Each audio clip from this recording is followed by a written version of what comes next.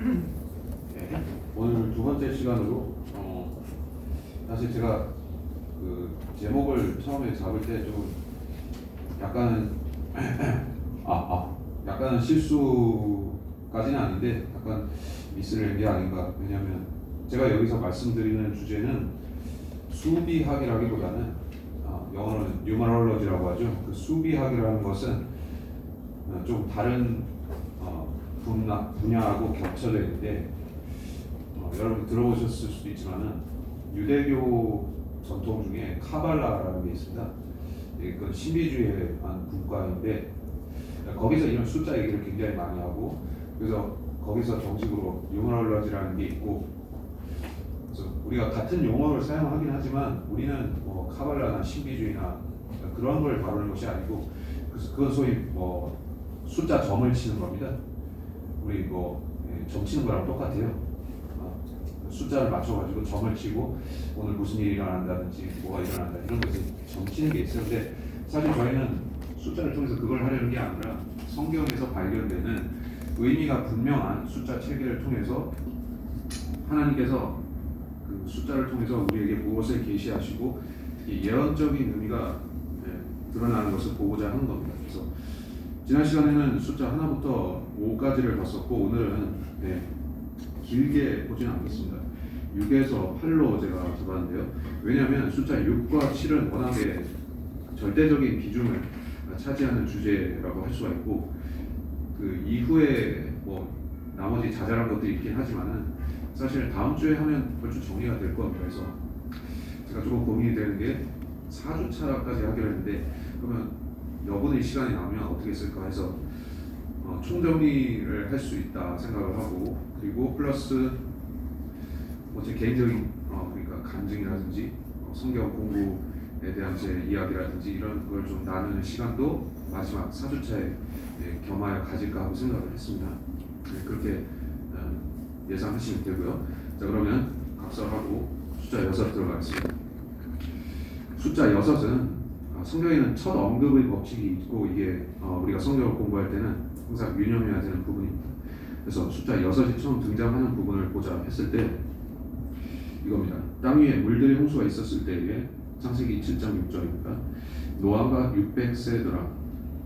노아는 500세 때 셈함 야벳을 낳았고 숫자 5는 신학자들이 얘기하기로는 5는 예수님의 그 5군데 상흔과 관련해서 은혜와 관련있다고 주석을 많이 하기 때문에 그래서 그것이 은혜와 관련 있습니다. 여기서는 창세기 6장 8절에서는 하나님께서 은혜를 노아가 발견하게 하셨습니다. 그래서 근데 역설적으로 은혜이기도 하지만 노아와 그 8명 가족만 살았지 나머지 수십억은 죽었습니다. 100억일지 모르지만 그래서 심판의 의미, 정죄의 의미 또 누군가에게는 은혜의 의미가 되는 그런 분기점의 숫자가 5였고요. 그리고 숫자 6 말고 여섯째 여섯째라는 것이 창세기 1장 31절에 언급이 됩니다. 잘 아시다시피 우리가 6일 창조를 배울 적에 항상 우리가 제일 중요하니까 여러분과 제가 창조된 그 원조상이 창조된 날이 창조 주간이 6째 날이죠.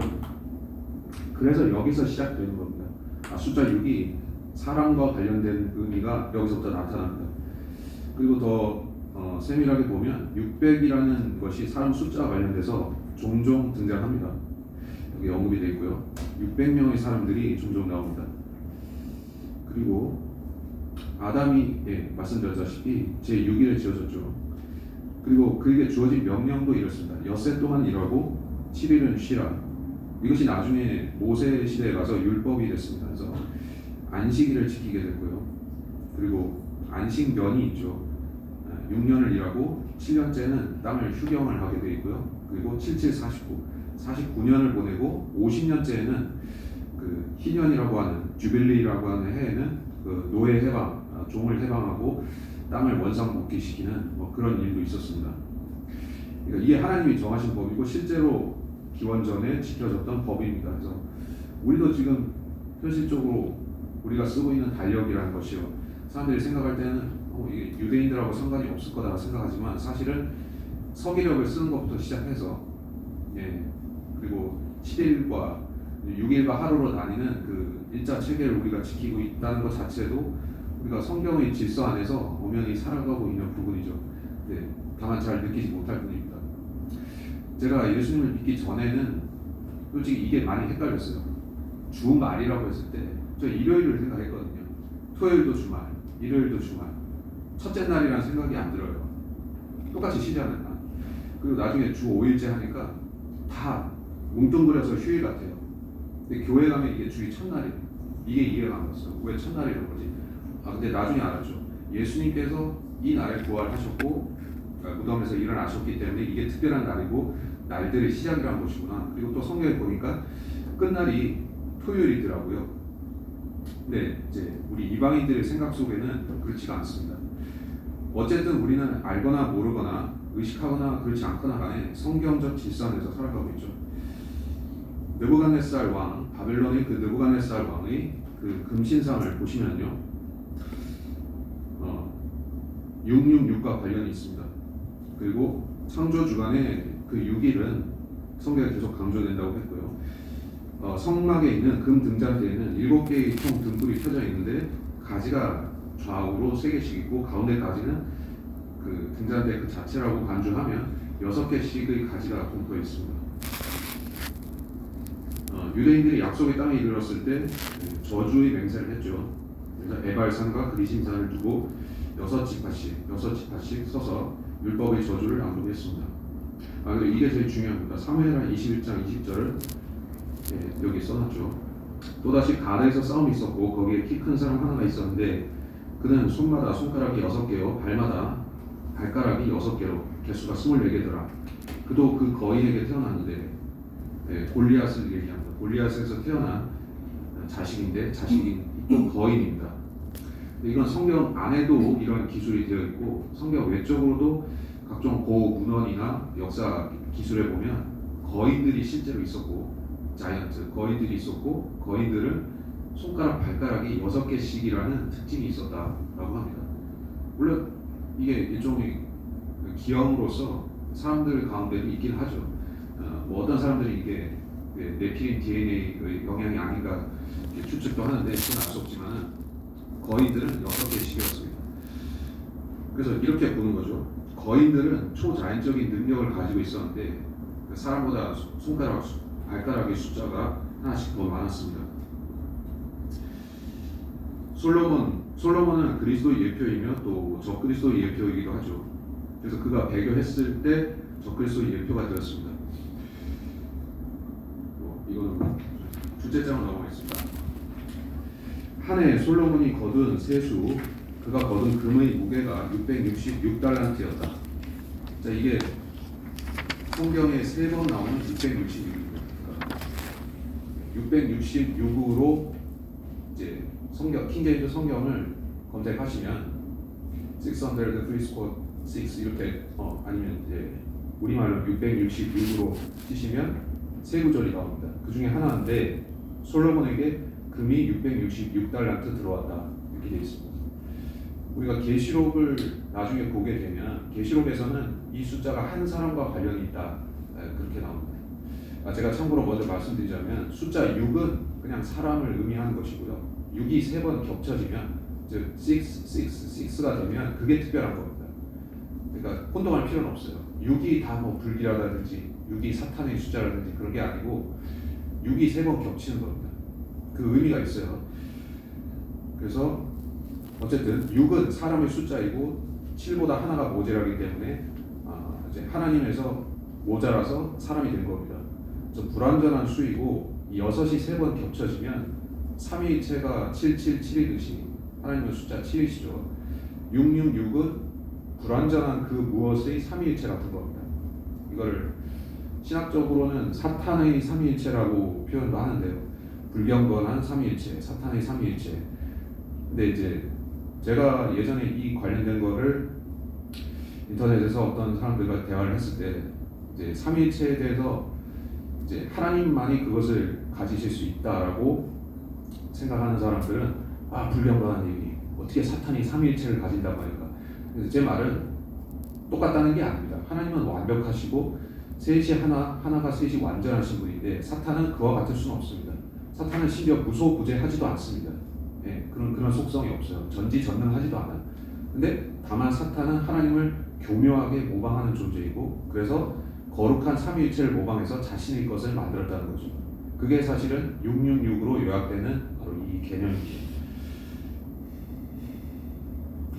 자, 그리고 본론에 해당하는 것이 바로 계시록 13장 18절입니다. 좀 이따 읽겠고 일단 여러분이 성경을 보실 때 장과 절에 대해서요. 저도 예전에는 성경의 장절을 별로 중요시하지 않았습니다.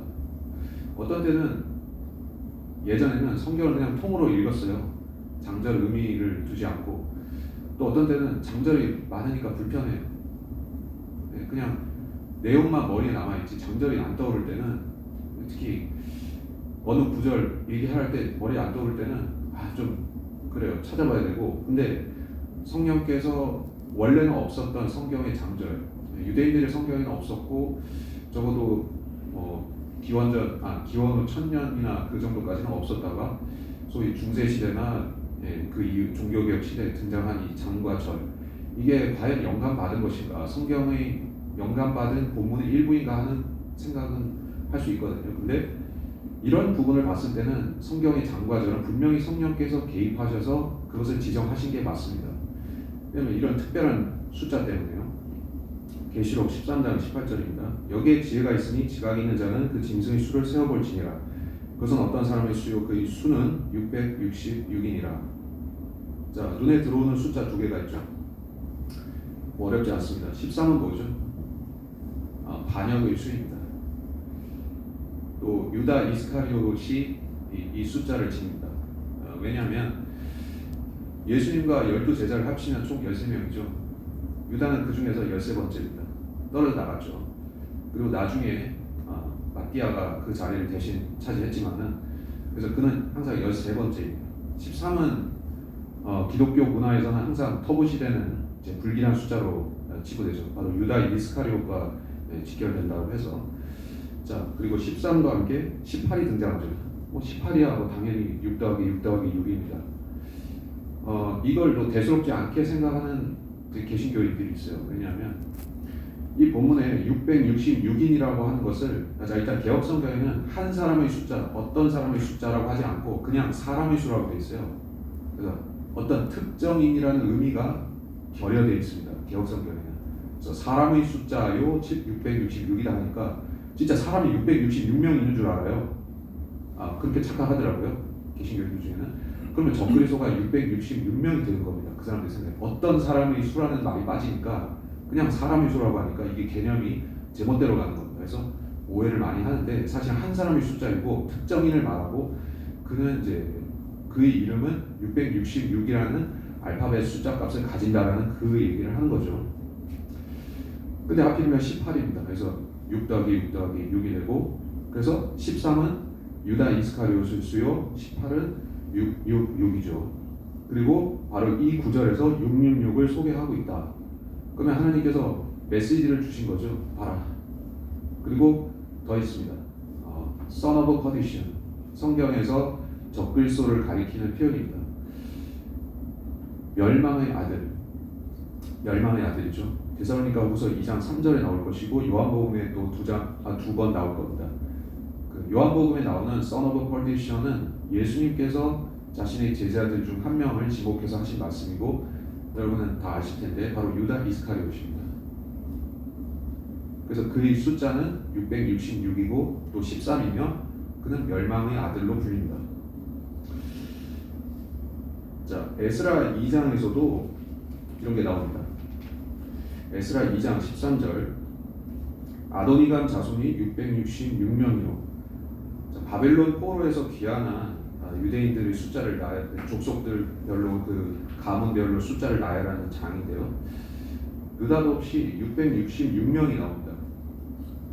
성경을 믿지 않는 세속 학자들이나 과학자들 이런 걸 대수롭지 않게 생각합니다. 항상 자연계에 우연은 발생한다는 거니까요. 근데 이게 우연이 아닌 이유가 있습니다. 왜냐하면 여기 보시면 13절이죠. 아까 13이 의미를 생각했지만 13절입니다. 그리고 아도니감 또는 아도니감이라는 이 이름의 의미를 풀이해보면 원수의 주, 반역의 주라는 의미가 나옵니다. 반역의 주동자 그래야 되고 반역의 우두머리. 아니, 세상에 누가 이런 이름을 자식한테 지어주겠어요? 네, 근데 성경에는 사람이 이름이 다 의미를 가집니다. 좋은 이름이 있고 나쁜 이름이 있고. 근데 그게 참 어떻게 보면 인간이 마음대로 했으면 그렇게 안 할 텐데 누가 자식한테 반역의 주라고 이름을 앞으로 자라서 반역자가 돼 이렇게 안 했을 텐데 이런 이름이 있고 그 사람의 자손이 666명이라고 나오니까 이건 의도적인 거죠. 하나님 편에서 의도적으로 보여주신 거죠. 666을 봐라. 자, 그리고 이제 숫자 6을 다시 보겠습니다. 그리스도께서 엿새기의 영광 중에 나타나시죠. 잘 아실지 모르지만 도나산 사건이라는 게 있습니다. 복음서에 중요하게 다뤄지는 사건 중에 하나인데요. 이 산이 어딘지에 대해서는 지금 다룰 것은 아니고, 예수님께서는 공생애 중에서 딱 한 번 자신이 영광스럽게 된 모습을 제자들 앞에서 보여주셨습니다. 야고보, 베드로, 요한에게 보여주셨는데 그건 천년왕국 때 그분이 영광 받으실 것을 예표했습니다. 그 장면이 엿새 뒤에 일어난다고 되어 있습니다. 그 앞에 맥락이 날짜를 따진 게 없어요. 근데 그냥 엿새 뒤에라고 그 구절에서 마태복음 17장 1절이나 마가복음 9장 2절에서 엿새 뒤라고 하고 있어요. 왜 사흘 뒤는 안 되고 나흘 뒤는 안 되죠? 왜 닷새 뒤는 안 되고 꼭 엿새 뒤에죠? 이 부분은 사실 우리가 그 베드로 후서나 아니면 계시록 20장에서 천년에 대한 그 구절들을 찾아보면 이해가 됩니다. 잘 아실 것 같은데 하루가 천년 같고 주께는 하루가 천년 같고 천년이 하루와 같다. 그러니까 이거는 우리한테 성경을 이런 구절을 볼 때 주목해서 보라는 거죠. 엿새일 수도 있고 어쩌면 6천년을 의미할 수도 있다는 거죠.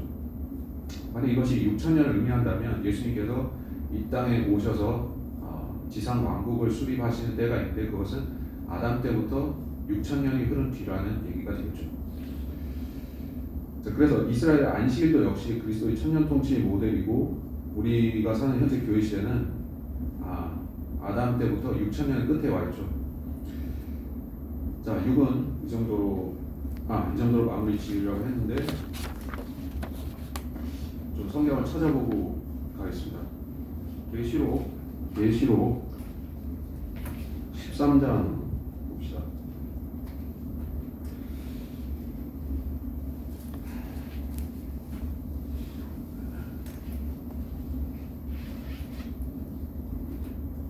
(16절로) 18절을 제가 읽어보겠습니다.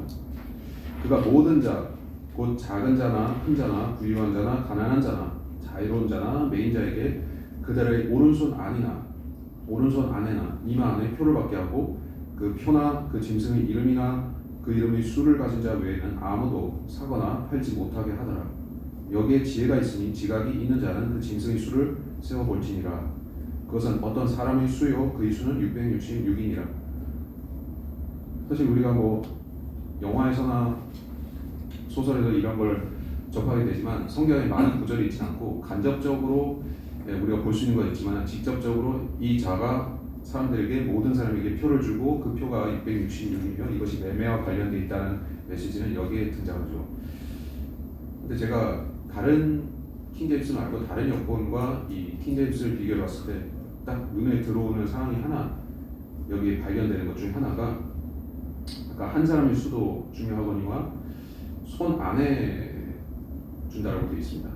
16절에 보시면 그들의 오른손 안에나 이마 안에 표를 받는다라고 되어 있습니다. 인이죠. 영어 킹제임스에서 그래서 항상 전치사가 중요하게 다뤄지는데 인이냐 온이냐에 따라서 의미가 많이 달라집니다. 여기는 인이라고 되어 있고 그건 즉 사도 요한이 성경 기록하던 당시에 생각하기는 좀 어려운 부분일 수가 있는 겁니다. 왜냐하면 지금의 기술이 발전해서 사람의 피부 아래에 어떤 기계장치, 칩이나 뭐 전자장치를 이식할 수가 있는 시대가 됐는데 요한의 시대는 그런 것은 없었거든요.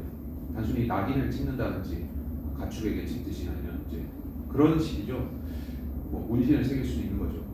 근데 요새는 기술이 굉장히 발전했기 때문에 칩도 들어갈 수 있고 또 문신도 그냥 문신이 아니라 전자 문신 형태로 굉장히 그 발전한 기술의 산물로 들어가는 겁니다. 그래서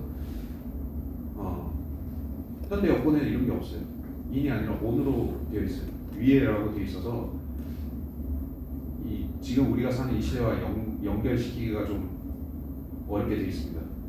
심지어 제가 보니까 한글 킹제임스도 여기 그 표현이 없어요. 인에 대한 그 명시가 없어요. 아내라는 것이 없어. 그냥 애 준다라고 되어 있어서 이게 중요하다고 생각이 들고, 그러면 우리가 이해가 쉽죠. 왜 지금 세상 과학자들과 또 정치인들은 사람들에게 그 몸에 이식되는 장치에 대해서 계속 연구하고 그걸 주려고 하는가. 그리고 MS사에서 내놨던 특허도 있죠. 060606 특허가 있습니다. 그래서 그 특허의 목적 취지는 크립토커런시를 이제 사람의 몸 안에 이식해서 그 생체가 활동하는 거에 따라서 이제 돈을 준다는 식이에요. 그런 특허도 있고, 그래서 이거 말씀드리고 싶었고, 이제 숫자 7로 넘어가도록 하겠습니다. 자, 숫자 7은 그래서 6과 대비돼서 6이 사람의 수라면 7은 하나님의 수이고, 다시 말해서 완성이죠. 우리 한국 사람을 포함해서 이방인들은 숫자 7이 완성이 아니고요. 우리는 중국 사람들 같은 경우에는 7은 별 의미가 없어요. 한국 사람도 서양의 영향을 받아서 럭키 세븐을 강조할 수 있지만은 원래는 없어요. 근데 서양 사람들은 7이고, 그리고 이것이 완성의 수입니다. 그리고 보통 우리가 숫자를 헤아릴 때는 10으로 모든 걸 10으로 환산하죠. 그래서 10이 성경에서는 이방인의 수이고, 그건 다음 시간에 다루도록 하겠습니다. 세상은 6일 동안 창조되고 제7일에는 하나님께서 등장하셔서 그날을 쉬는 날로 선포하셨습니다. 그래서 계시록에 보게 되면 특히 7이 굉장히 자주 강조가 됩니다. 7 봉인이 있고 7 병이 있고 7 나팔, 7 등잔대가 나오고 또 7 병이 나옵니다. 이것들 각각의 의미를 우리가 다 풀이할 수는 없겠지만은 대략적으로 하나님께서는 7을 굉장히 강조하고 계시고 하늘의 숫자는 7로 통한다는 것을 알 수가 있죠.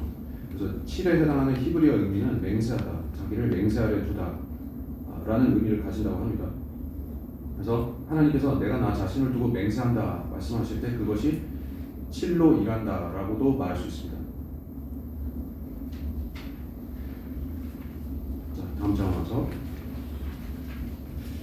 한 주가 7일이고 7주가 지나면 오순절이 옵니다. 7달이 지나면 장막적 속죄일이 돌아오고 7번째 해는 안식년입니다. 7번 안식년이 지나면 희년이 오고요. 그리고 사람의 몸은 7개의 지체로 되어 있습니다. 머리, 눈, 코, 입, 귀, 손, 발, 몸통 제외하면 7개이고 색깔은 7개입니다. 7원색이라고 하죠. 빨강, 노랑, 파랑, 주황, 초록, 자주, 검정. 이제 흰색은 색이 아니라고 했어요. 왜냐하면 이건 아무것도 없는 공백이죠. 그래서 미국에서 유색인종이라고 보통 한국 사람도 그렇고 흑인도 그렇고 이제 백인 아닌 사람들은 컬러 피플 유색인종이라고 부르죠. 흑인을 따로 흑인이라고 부르기도 하지만은 그 사람들의 생각은 그렇습니다. 화이트는 색이 없는 거고요.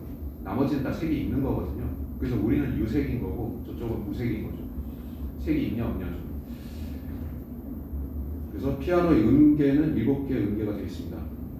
저도 피아노를 이제 해봤지만은 참 영적인 음악이에요.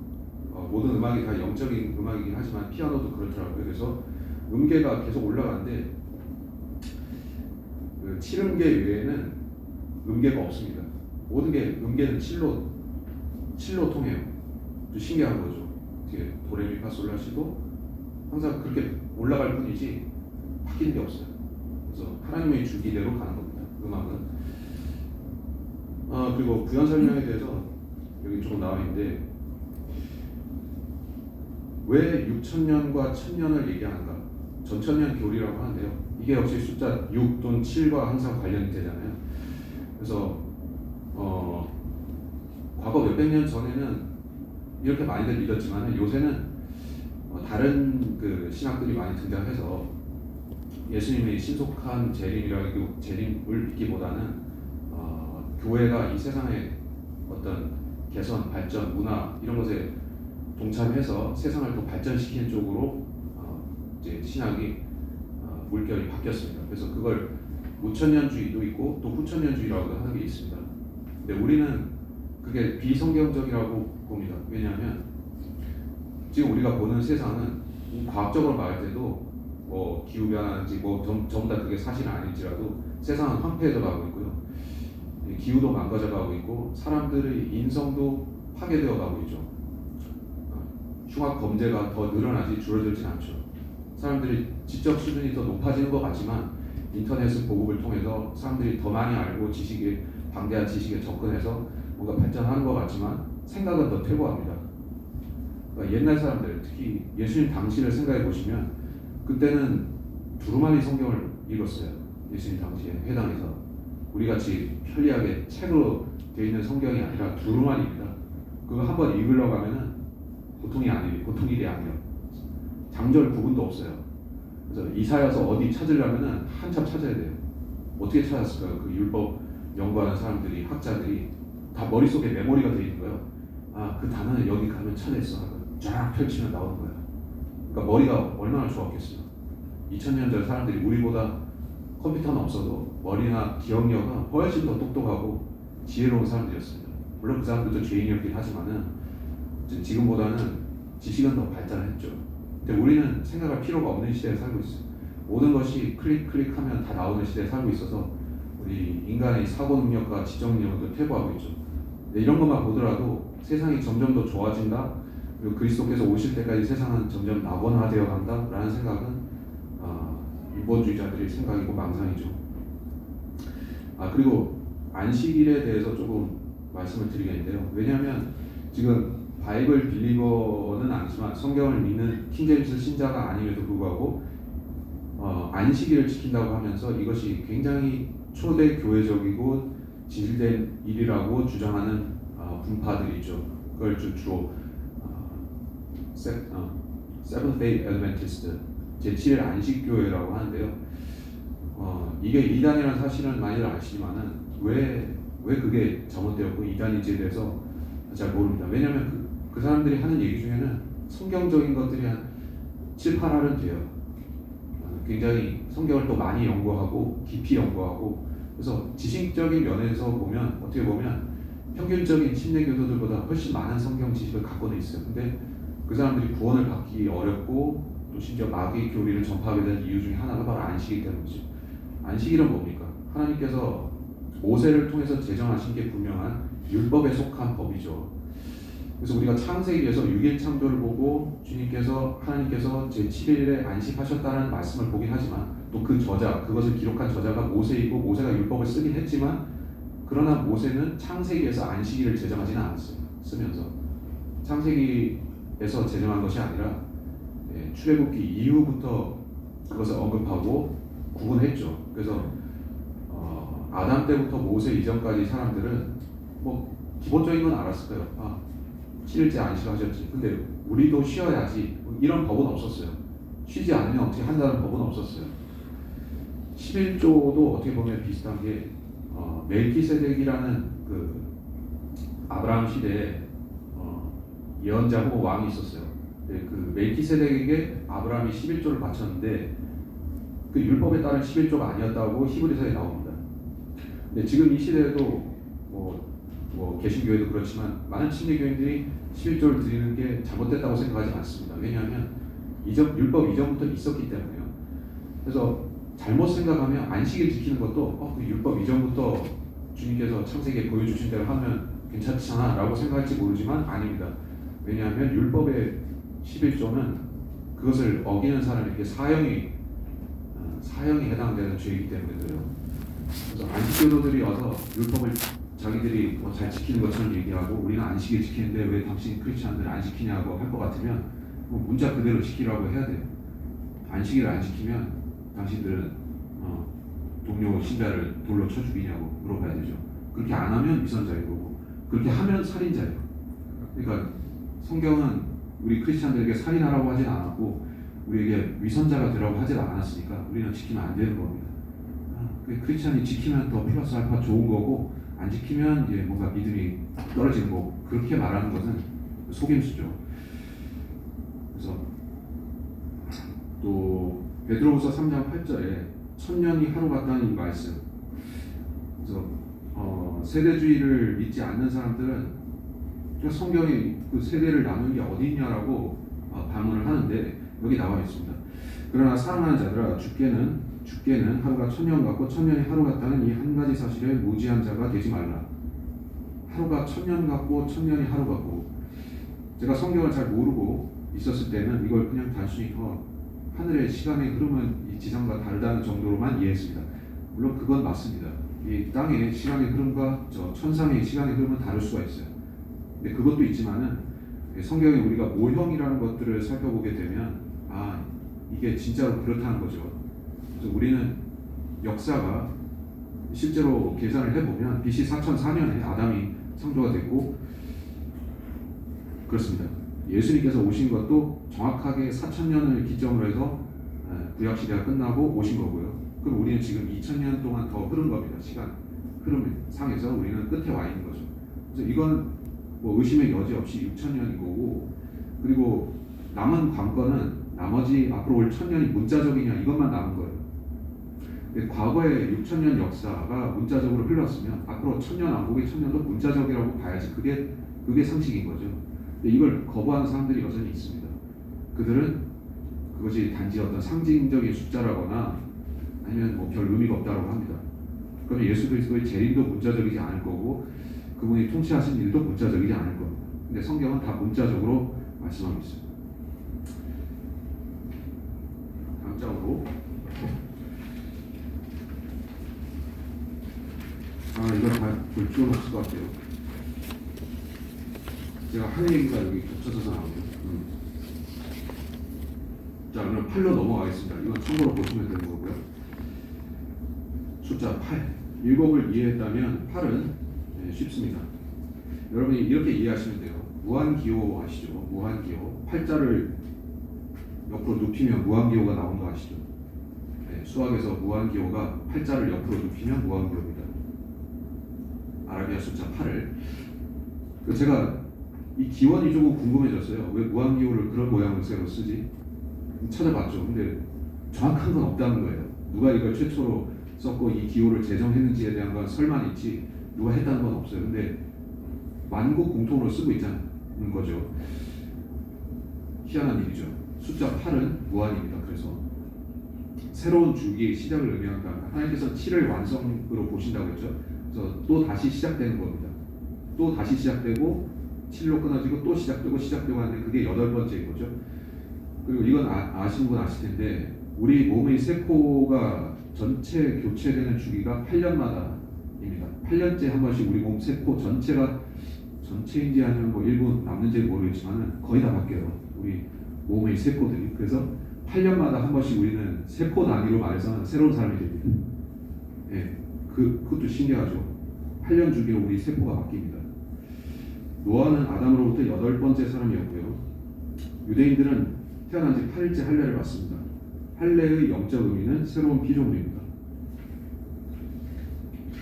자, 그러면 시간도 없으니까 이 마지막 장은 또 흥미로운 내용입니다. 이걸 제가 어떻게 설명을 드릴까 좀 고민을 했는데, 이건 여러분이 교과서에서 예전에 아주 시험 문제 풀기 위해서라도 머리에 각인하다시피 한 숫자가 나와가지고, 다름 아니라 여러분 지구의 자전축이 몇 도로 기울어져 있다고 보셨나요? 23.5도입니다. 제가 지구 물리를 그렇게 열심히 공부한 건 아닌데 이 숫자는 수십 년 동안 제 머릿속에 있었어요. 23.5도, 23.5도. 근데 어떤 계기가 있어서 제가 이걸 이제 인터넷에서 그 정확한 숫자가 뭔지를 검색해볼 계기가 있었습니다. 그래서 찾아봤죠. 위키피디아에 찾아보니까 23.44랍니다. 445의 반올림 아시죠? 23.44 하면 반 내림 해야 되죠. 23.4도예요. 그래서 교과서에는 주로 23.5라고 기술이 되어 있고, 중고등학교 교과서에는, 그리고 어떤 뭐 일부 뉴스나 일부 매체에는 또 23.4라고 되어 있는 데도 있어요. 근데 거의 23.5예요. 23.44랍니다. 믿거나 말거나 뭐 그러라고 하지. 근데 23.4에서 4탈락시키고 보면 서 있는 각도는 뭐죠? 90도에서 빼면 쉬운 산수로 66.6도가 나옵니다. 이거 좀 쇼킹하죠? 이거는 저 어디 별세계 얘기하는 게 아니라 이분들, 이 과학자님들이 말씀에 따르면 우리가 현재 발 딛고 서 있는 이 땅이 저 북극성이라는 정북쪽 방향, 그분들도 이제 우주를 믿지만 정북쪽은 저 북극성이라고 생각하니까요. 그거 기준으로 해서 모든 걸 따지는 겁니다. 누워있다고 했을 때 우리는 저 하늘을 비스듬히 66.6도로 서 있다, 이렇게 됩니다. 그래서 저는 이거 알고 나서 좀 고민이 됐죠. 하나님이 이렇게 하셨다면 좀 이상하지 않을까?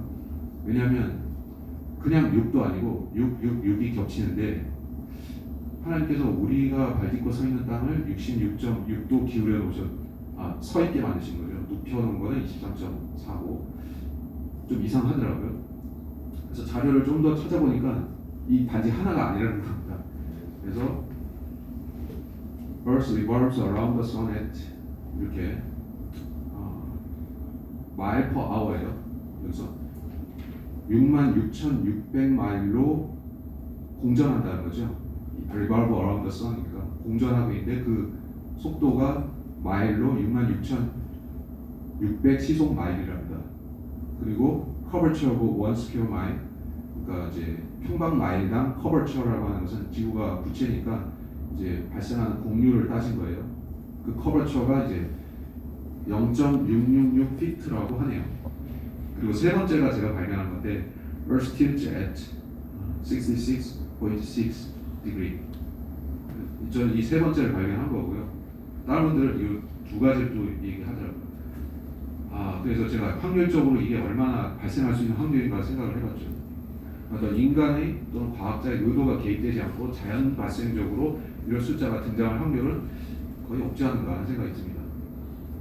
그래서 제가 말씀드리는 핵심은 우리 생활 속에 666은 이미 많이 들어와 있더라는 거죠. 어쩌면 100년, 200년 그 이전부터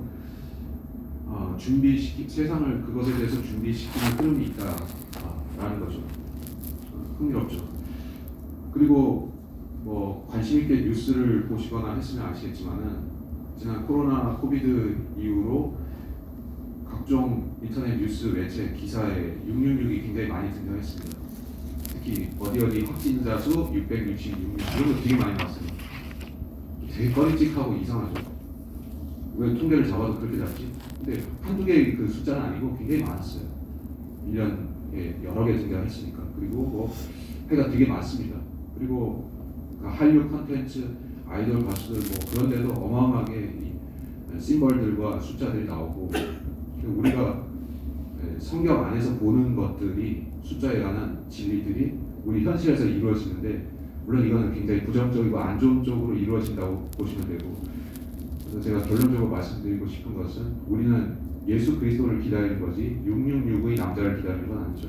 예수 그리스도는 777이시고 이 세상을 장악하기 위해서 오는 그 불길한 자는 666이죠. 그래서 우리는 666이 오기 전에 777에 속한 자로서 하늘로 가게 된다. 우리가 그 소망을 가지고 살아야겠다. 말씀드리며